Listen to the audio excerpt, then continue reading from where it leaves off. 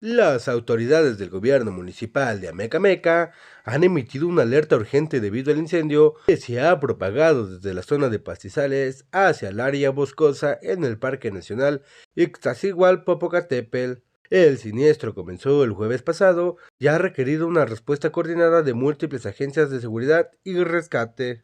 Más de 70 elementos de diversas dependencias, incluyendo a la Policía de Alta Montaña del Parque Nacional, Probosque, Protección Civil y Cruz Roja, están trabajando incansablemente para controlar el avance del fuego en las zonas Alcalicán y La Joya.